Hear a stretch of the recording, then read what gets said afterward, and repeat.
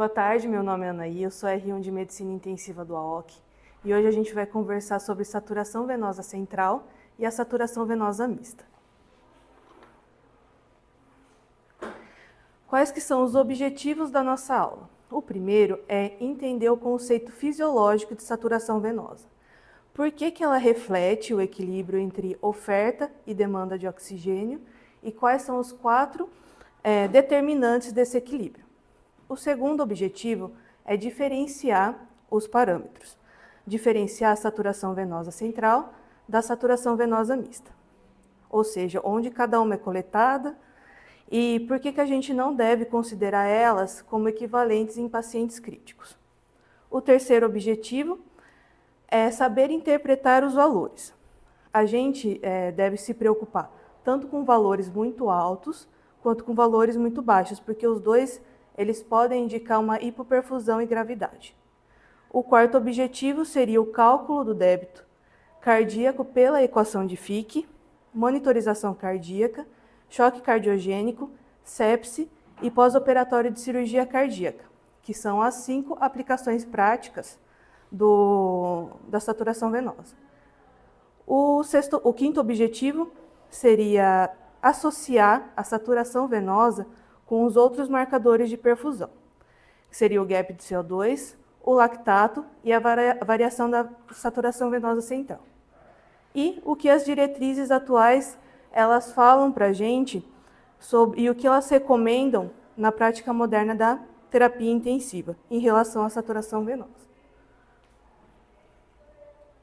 Então, para a gente entender o conceito fisiológico, a gente precisa lembrar por que medimos a saturação venosa. O conceito ele é simples. O sangue arterial ele leva oxigênio para os tecidos e os tecidos eles extraem o que eles precisam para manter o metabolismo aeróbico. Então, a saturação venosa ela vai refletir o que sobrou após essa extração tecidual. O O2 que não foi utilizado, ele volta pelo sistema venoso e é o que sobra. Isso é a saturação venosa. É uma janela para o equilíbrio entre oferta e demanda de oxigênio e pela equação de Fick, a gente entende que a saturação venosa mista, ela tem 4 determinantes. Se a saturação arterial, ou a hemoglobina, ou o débito cardíaco, ou o consumo de O2, o VO2, mudarem, a saturação venosa mista também vai mudar.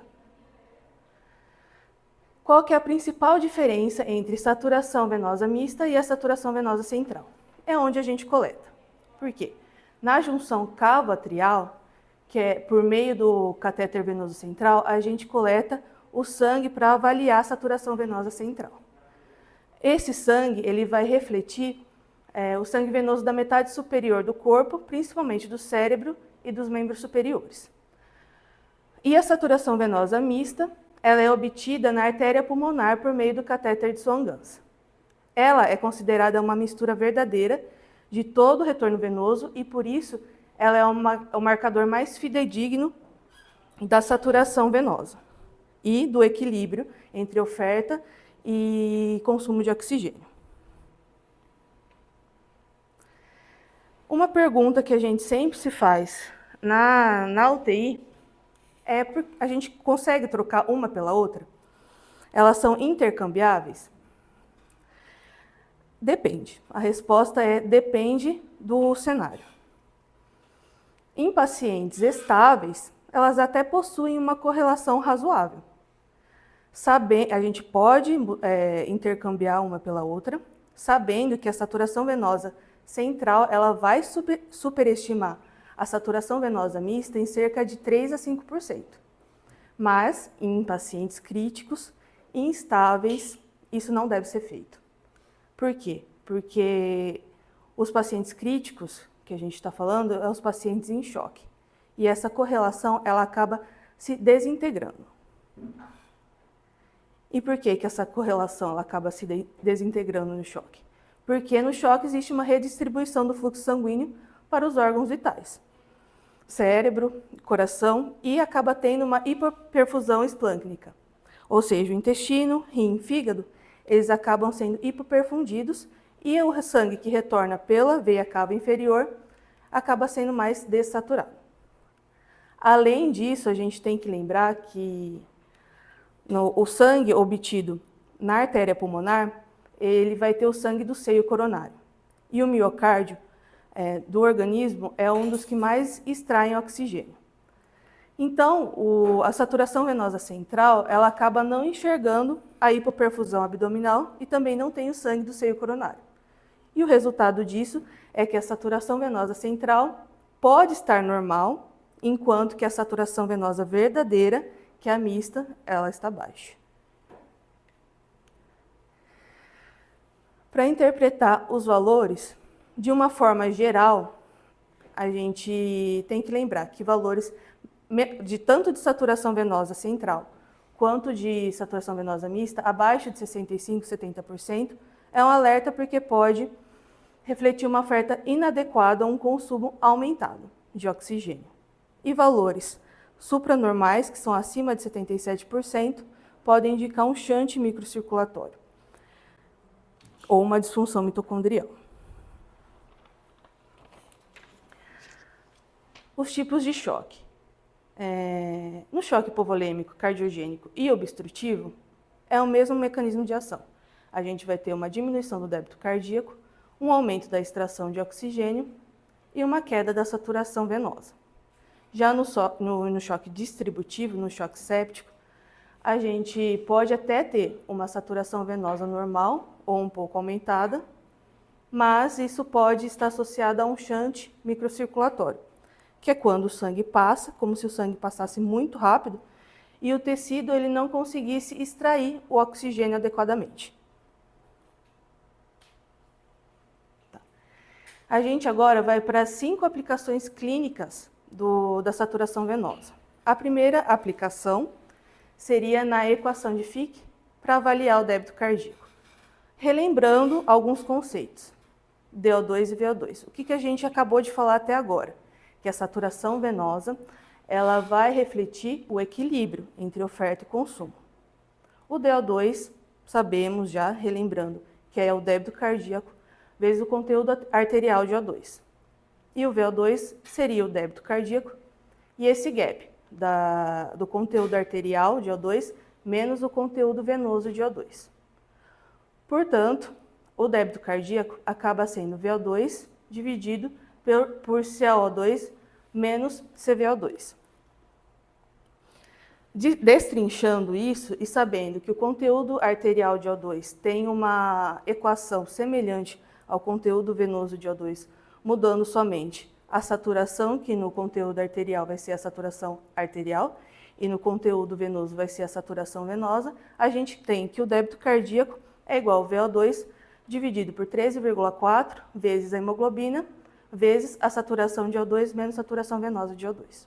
Saturação arterial menos a saturação venosa. Lembrando que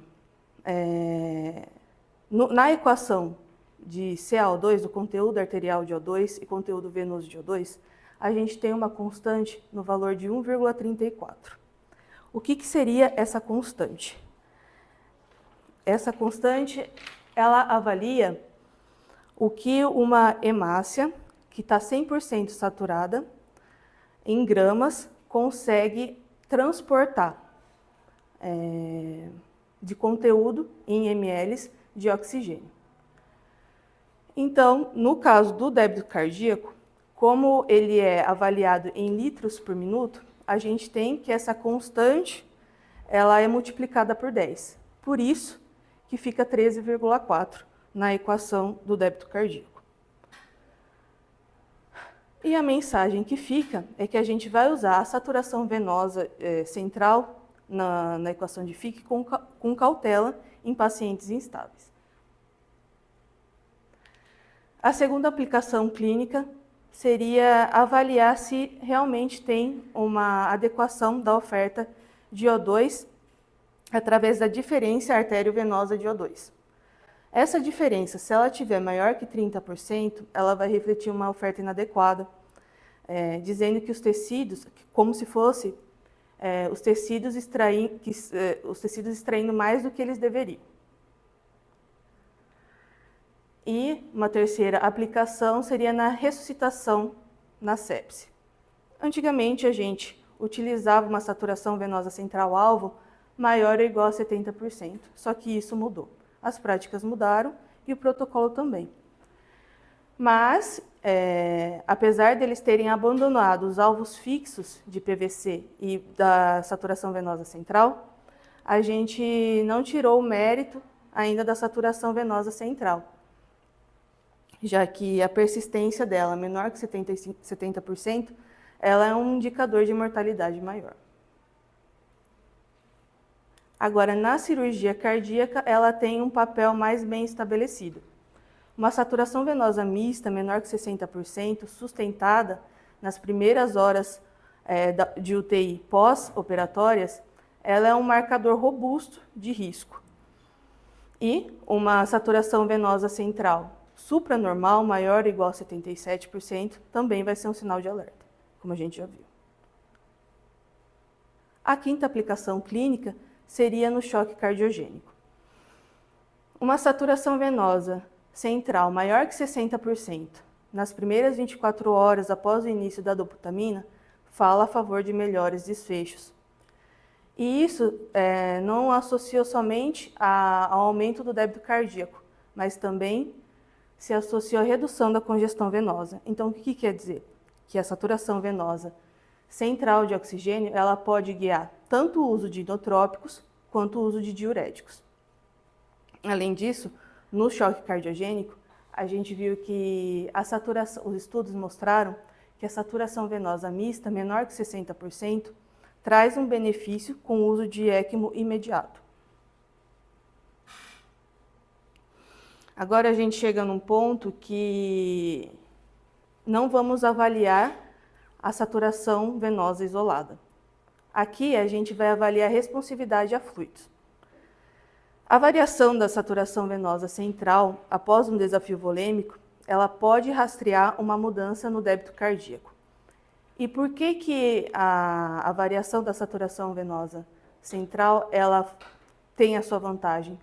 Porque ela funciona em pacientes em respiração espontânea e arritmias, onde a variação da pressão de pulso não é confiável. Então, se a gente dá um volume e a saturação venosa central ela sobe, isso significa que o débito cardíaco aumentou. E o conteúdo arterial, já que o conteúdo arterial de oxigênio e o consumo, eles não mudam a curto prazo para avaliar o débito cardíaco através da equação de Fick. A gente vai avaliar a saturação venosa com o gap de CO2. Seria uma combinação quase perfeita.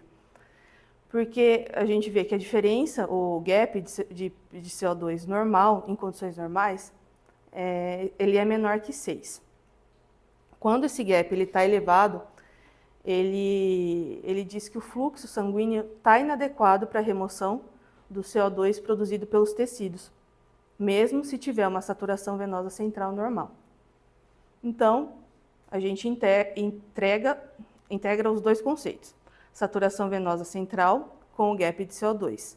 Se a saturação venosa central está baixa e o gap de CO2 está alto, a gente tem uma inadequação global. E se o gap de CO2 está alto e a saturação venosa normal, a gente tem um fluxo inadequado, apesar de uma extração normal.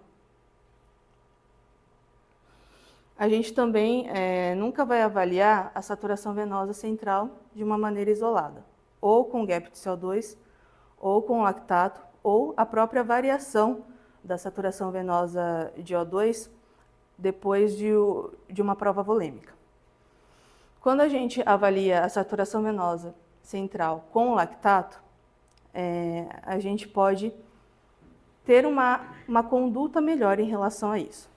Se a saturação venosa de CO2 está muito alta, maior ou igual a 70%, e o lactato está elevado, a gente pensa mais no choque séptico, no problema da microcirculação, do shunt e da disfunção mitocondrial. E quando que eu vou usar cada uma? A gente vai preferir, no contexto que a gente se encontra, a saturação venosa central, quando o catéter venoso central já está presente, numa ressuscitação inicial em sepse, para avaliar a responsividade a fluidos, principalmente quando o paciente está em respiração espontânea ou tem algum tipo de arritmia, e quando o uso do catéter de artéria pulmonar não é justificado ou quando a gente não tem. E quando que a gente prefere a saturação venosa mista? Quando o catéter de artéria pulmonar já está presente, muitas vezes em cirurgia cardíaca, e quando já tem e for necessário uma monitorização invasiva no choque cardiogênico, às vezes para o cálculo mais preciso do débito cardíaco através da equação de Fick. E o que as diretrizes atuais elas falam em relação à saturação venosa? O Surviving Sepsis Campaign 2026 realmente removeu os alvos fixos de PVC e de saturação venosa central nos protocolos de ressuscitação. E o que é recomendado hoje? Uma abordagem mais individualizada. Foi deixado de lado os protocolos rígidos e dá ênfase às medidas dinâmicas de responsividade a fluido. Com exceção, é claro, da pediatria, que os estudos ainda mantêm uma saturação venosa central maior ou igual a 70 como um alvo condicional. E o que a gente vai levar dessa aula de hoje para casa? Que a saturação venosa central e a saturação venosa mista, elas refletem o equilíbrio entre oferta e demanda de O2 e elas são janelas para uma perfusão tecidual. Elas não são intercambiáveis em pacientes instáveis. Valores abaixo de 70 é um alerta, mas valores supranormais, acima de 77%, também são alerta e podem indicar shunt ou disfunção mitocondrial.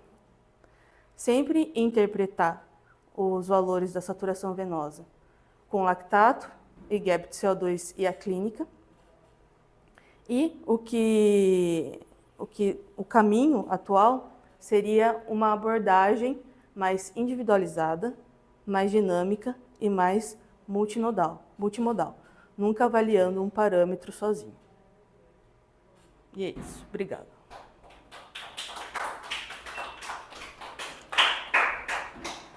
Gente, eu sei que essa aula não foi tão boa, mas... O Matheus ontem aula deu o Matheus que fez, respeitando o gap de CO2.